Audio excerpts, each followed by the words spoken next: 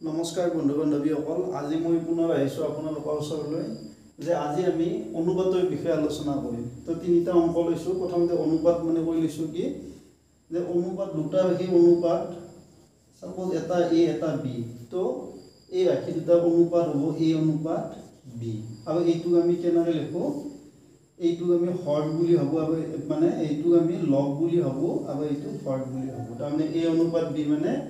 এ বাই B, বিটো ইয়াতে হৰ, এইটো লগ। সদায় মনত ৰাখিব অনুপাত এটা এককবিহীন ৰাশি, তাৰমানে অনুপাতৰ একক নাথাকে। আৰু কি হয়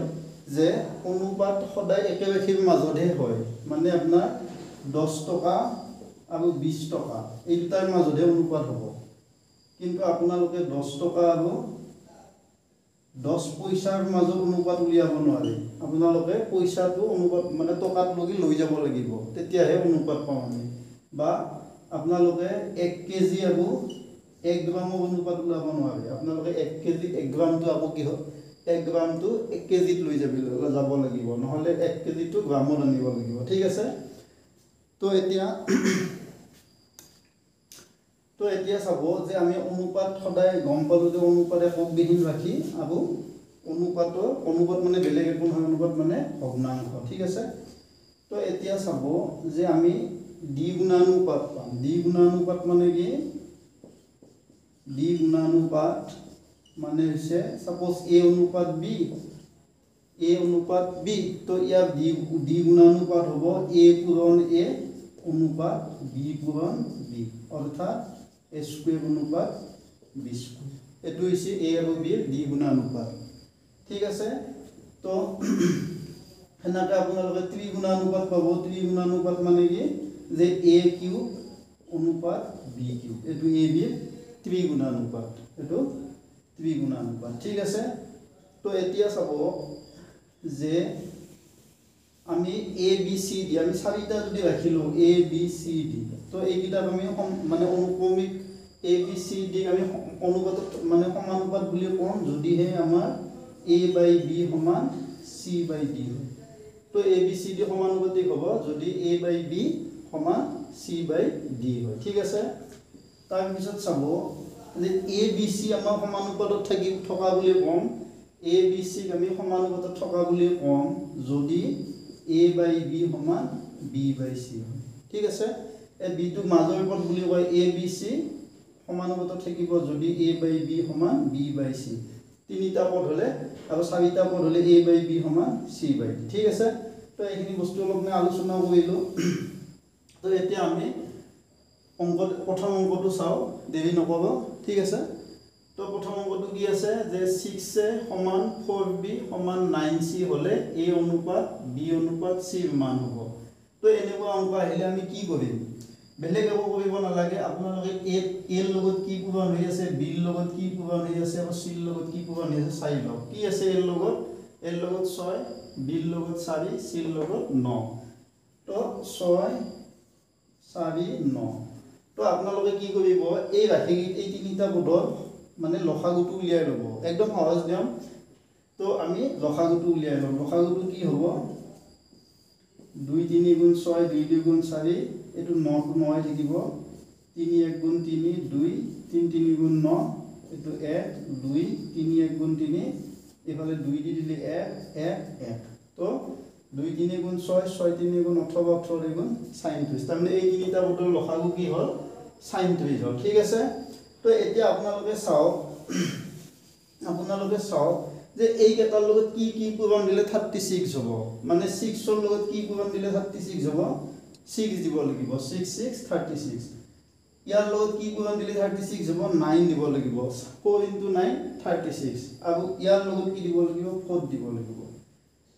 একদম খোলা কথা। আপোনালোকে এই 3টাৰ লসাগু উলিয়াব। লসাগু উলিয়াই পেলাই লসাগুটো আমি ইয়াতে কৰিব চাম যে 6ৰ লগত কি পূৰণ দিলে 36 হ'ব, 6 দিব লাগিব। 4ৰ লগত কি পূৰণ দিলে 36 হ'ব, 9 দিব লাগিব। 9ৰ লগত কি দিলে 36 হ'ব, 4 দিলে। তো অনুপাতটো কি হ'ব, 6 9 4। তো ইয়াতে এনসাৰ আছে 6 9 4। ঠিক আছে। নম্বৰ অংকটো চাব যে 2 নম্বৰটো কি আছে, x অনুপাত y অনুপাত z = 3 অনুপাত 4 অনুপাত 5 হ'লে x by y, y by z, z by x উলিয়াব লাগে। তো আপোনালোকে কি কৰিব, x y z আপোনালোকে চাওক x by y মানে কি হ'ব x 3 আছে y 4 আছে তো x by y মানে 3 by 4 হ'ব ঠিক আছে y by z মানে কি হ'ব 4 by 5 আৰু z by x মানে কি হ'ব z ৰ ভ্যালুটো z মানে 5 বুলি ভাবি লওক 5 আৰু x মানে 3 বুলি ভাবি লওক এটো x মানে 3 বুলি ভাবি লম y মানে 4 বুলি ভাবি লম z মানে 5 বুলি ভাবি লম তো x by y মানে এটো হ'ব x মানে 3 y মানে 4 y মানে 4 z মানে 5 z মানে 5 x মানে 3 তো এতিয়া আমি কি কৰিম চাব এইটা আমি এই তলক এইটা লসাগু উলিয়াব তলক এইটা কি আছে 453 তো 453 লসাগু কি হ'ব যে 5 আৰু 3 মৌলিক সংখ্যা আৰু এইটো ইহতৰ লগত সহমৌলিক মানে ইয়াৰ সাধাৰণ উৎপাদক 1 গতিকে লসাগু উলিয়ালে আপোনালোকে 4 5 গুণ 20 20 3 গুণ 60 হ'ব মানে 4 to 5 আৰু 3 টো মৌলিক সংখ্যা হয় কিন্তু 4 টো ইহতৰ লগত সহমৌলিক মানে 4 5 3 সাধাৰণ উৎপাদক নাই একত বাদে তো এটো লসাগু পূৰণ কৰি দিব 4 5 গুণ 20 20 3 গুণ 60 তো গোটে কিটাৰ লগত আপোনালোকে 60 পূৰণ কৰি দিব লসাগুটো পূৰণ কৰি দিব ঠিক আছে তো ইয়াতে এটা 4 দি 60 কিবাৰ গল 15 বাৰ যাব 5 দি 60 কিবাৰ যাব 12 বাৰ যাব আৰু 3 দি 60 20 বাৰ যাব ঠিক আছে তো এটো আপোনাৰ কি হ'ব 15 3 গুণ 45 x by y মানে 45 y by z মানে 48 z by x মানে 100 তাৰ মানে এটো আপোনাৰ 45 800 15 3 গুণ 45 12 4 গুণ 48 20 5 গুণ 100 ঠিক আছে তো আমি এটো आंसर পাম এতিয়া আমি এটো চাম এটো আপোনালোকে প্ৰথমটো নিচিনা একে যে এৰ লগত কি আছে 3 পূৰণ হৈছে b ৰ লগত 4 c ৰ লগত 5 তো 3 4 5 তিনিটা মৌলিক মানে 3 5 মৌলিক সংখ্যা কিন্তু 4 টো 3 5 ৰ লগত সহমৌলিক মানে 3 4 5 ৰ সাধাৰণ উৎপাদক 1 মানে একেদি একত বাদে বেলেগে দি এটা হৰণ না যায় এনে 3 5 মৌলিক সংখ্যা আছে কিন্তু 4 টো ইহতৰ লগত সহমৌলিক তো ইহতৰ তিনটাই মৌলিক মানে সহমৌলিক সংখ্যা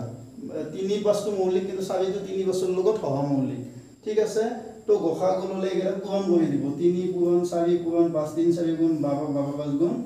60 তো আগৰ এটো নিচিনা তো ইয়াৰ লগত আপোনালোকে 3 ৰ লগত কি এটো 3 প্ৰথমটো কি আছিল 3 4 5 ঠিক আছে তো আপোনালোকে লসাগুটো বনাব চাব লসাগু 3 ৰ লগত কি পূৰণ দিলে 60 হ'ব 20 দিলে 4 ৰ লগত কি পূৰণ দিলে 60 হ'ব 15 দিলে 5 ৰ লগত কি পূৰণ দিলে 60 হ'ব 12 20 3 গুণ 60 4 15 60 5 12 গুণ 60 তো এটো आंसर হ'ব ঠিক আছে আপোনালোকে বেলেগ একো চাব নালাগে আপোনালোকে খালি এনে পঢ়া নিয়মটো বেলেগ কিন্তু মানে অংক হিচাপে কৰিলে আমি বেলেগকে কৰিম কিন্তু আপোনালোকক সহজ উপায় দিছো যাতে সময়টো কম লাগে তো আপোনালোকে কি কৰিব এৰ লগত কি আছে চাই লব বি ৰ লগত কি আছে চাই লব সি ৰ লগত কি আছে চাই লব ঠিক আছে তাৰ পিছত এই তিনিটা পদৰ 3 4 5 ৰ লসাগু তিনিটাকে লসাগু উলিয়াব লসাগু উলিয়াই মনত ৰাখিব লসাগুটো কিমান পাইছো 60 পাইছো তো এই গটে কেইটা এতিয়া 60 বনাব চাও তো 3 ৰ লগত কি পূৰণ দিলে 60 হ'ব 20 দিলে 4 ৰ লগত কি দিলে 60 হ'ব 15 5 ৰ লগত কি পূৰণ দিলে 60 হ'ব 12 তো এইটো 20 15 12 আহি যাব ঠিক আছে এতিয়া চাব আমি এটা 4 নম্বৰ অংকটো চাম যে x অনুপাত y 3:2 আৰু x + y 90 তেতিয়া x - y হ'ব এইটো দি আছে প্ৰশ্নটো চাই লব তো x - y হ'ব একদম সহজ অংক আপোনালোকৰ কম সময়তে হ'ব তো আপোনালোকে কি দিয়া আছে x * y 3:2 ঠিক আছে তো এটো আপোনালোকে x by y 3/2 ঠিক আছে তো এটা বেলেগ একো কৰিব নালাগে আপোনালোকে কি কৰক এটো মই মুছি দিছো আপোনালোকে বেলেগ একো নকৰিব আপোনাক কি দিয়া আছে x + y দিয়া আছে কি লাগে x - y আপোনালোকে একবাৰ তলতটো ওপৰটোৰ লগত তলতটো যোগ দিয়ক ওপৰটোৰ পৰা তলতটো বিয়োগ দিয়ক ঠিক আছে x ৰ লগত এটো যোগ দিব x ৰ পৰা এটো বিয়োগ দিব এটো ওপৰত 3 ৰ লগত 2 যোগ দিব 3 ৰ লগত 2 বিয়োগ দিব মানে এটোৰ লগত এটো যোগ দিব এটোৰ পৰা এটো বিয়োগ দিব এটো যোগ ভাগ ক্ৰিয়া বুলি কয় দিয়ক তাৰ পিছত এতিয়া চাও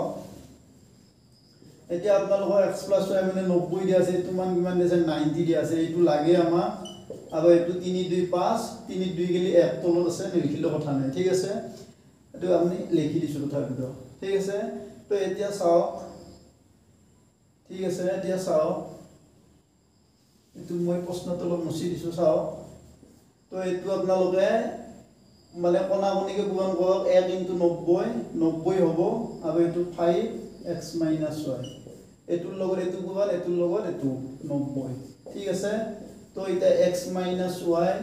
এই পাঁচটো ইফালে পূৰণ হৈছে ইফালে নিলে হৰণ হ'ব মানে 90/5 তো এটো 18 হ'ব 18 * 90 ডাইৰেক্ট কৰিব পাৰে 5 * 5 5 18 * 90 এটো আপোনালোকে একো কৰিবই নালাগে না 5 * 5 5 18 * 90 তো এনসারটো 18 হ'ব 3 2 1 মিনিটো নালাগে এই অংকত আপোনালোকে চাই কিনে চাই দিব যে x + y 3 2 5 এইটো যোগ কৰি দিব একবাৰ যোগ কৰি দিব একবাৰ বিয়োগ কৰি দিব ঠিক আছে এনেকৈ তো যোগ ভাগ ক্ৰিয়াটো প্ৰয়োগ কৰিব তো এইবাৰ এইটো অংক আমি চাম যে কি দিয়া আছে 3/2x 5/7y 6/5z সমান দিয়া আছে x * y * z উলিয়াব লাগে তো এইটো অংকত আপোনালোকে এনেকৈ লিখি ল'ব 3/2x = 5/7y ঠিক আছে 3 পূৰণ x 3x এটো তলত 2 থাকিব 5 * y 5y তলত 7 থাকিব ঠিক আছে তো এটো আপোনালোকে x 3 টো ইফালে লৈ আহক 5y টো ইফালে লৈ আহক চাব এটো আপোনালোকে x এই 5y টো ইফালে লৈ আহক x/y মানে x/y কৰি ল'ব x/y ইফালে 2 5 এতে আপোনালোকৰ 7 আছে 3 টো ইফালে লৈ আহিব তলত আহিব এই যে এই আপনার 2 টো ইফালে আছে ওপৰত গুছি যাব মানে 5 * 2 হ'ব ঠিক আছে 3 টো ইয়াত আনিব y টো ইয়াত আনিব মানে এইটো তাক আনিব এইটো ইয়াত আনিব আৰু এই তোমাৰ আপোনাৰ এই 3 টো ইয়াত লৈ যাব ঠিক আছে তো আপোনালোকে প্ৰথমটো মই কি হ'ব x/y মানে পাব 10/21 পাব ঠিক আছে তাৰ পিছত আপোনালোকে এইটো ভাবি লওক এইটো কি আছে 5/7y 6/5z তো এটো 5y 7 6z 5 আপোনালোকে এই z টো ইয়াত আনি লিখিব ওপৰটো তলত আনি লিখিব পাব ইফালৰ তাৰ মানে এটো y/z হ'ব তলত এই 5 টো ইয়াত লৈ যাব 5 5 গুণ 25 এই 5 টো এতে লিখিম এই আলু পূৰণ কৰি লিখিম আৰু এই 7 টো ইয়াত লিখিম 7 6 গুণ কিমান হ'ব 42 ঠিক আছে সব একবার কই দিছো চাব যে 3x এই x টো উপৰত আছে কিন্তু 3 এইখিনি এই দুটা অনুপাত লব 3x/2 5y/7 তো 3 পূৰণ x 3x তলত 2 আছে 5 পূৰণ 5y তলত 7 আছে তো আপোনালোকে বেলেগেও কৰিব নালাগে x এই y টো ইয়াত লিখিব আনি এই 2 টো এটোৰ লগত মাল্টিপল লিখব 5 2 গুণ 10 হ'ব আৰু এই 3 টো ইয়াত মাল্টিপল হ'ব 3 7 গুণ 21 হ'ব ঠিক আছে তো এতিয়া আপোনালোকে বেলেগ একো চাব নালাগে এটো হেনাকে এটো 5 * y 5y7 6z 5 তাৰ পিছত এই z টো ইফালে ইফালে এটো একে লৈ আহিব ইয়াত লিখিব আৰু 7 টো এইটোৰ লগত মাল্টিপল লিখব 6 টোৰ লগত 7 6 গুণ 42 হ'ব 5 5 গুণ 25 এতিয়া আপোনালোকে এই এটা পালে ঠিক আছে তো ইয়াতে y মানে কি আছে 21 x মানে 10 ইয়াতে y মানে 42 তো আমি দুয়োটা অনুপাততে যেটো বস্তু কমন আছে মানে y টো ইয়াতো আছে y টো ইয়াতো আছে গতিকে আমি y টো মিলাব চাম y টো ইয়াতে কি আছে 21 ইয়াতে কিমান আছে 42 তো আমি y টো মিলালে মানে 21 আৰু 42 ৰ আমি এলসিয়াম লম লসাগু কি 42 গতিকে আমি 42 কৰিব চাম দুটাতে গতিকে ইয়াতো y মানে 42 আছে তো ইয়াতে আপোনালোকৰ y টো 2 এটা মাল্টিপল দিব তো 21 দুগুণ কিমান হ'ব 42 তো তলত দিলে নহয় ওপৰতো দিব লাগিব মানে তলত পূৰণ দিলে অকল হৰৰ লগত পূৰণ দিলে নহয় ওপৰতো দিব লাগিব দুইটো গতিকে এটো 42 বাই কি হ'ব 10 2 গুণ 20 হ'ব ঠিক আছে তাৰ মানে x এইবাৰ দুয়োতে y টো মিলিব ইয়াতো y মানে 42 ইয়াতো y মানে 42 গতিকে আপোনালোকে কি পালে এতিয়া x মানে 20 পালে y মানে 42 পালে z মানে 25 পালে x মানে 20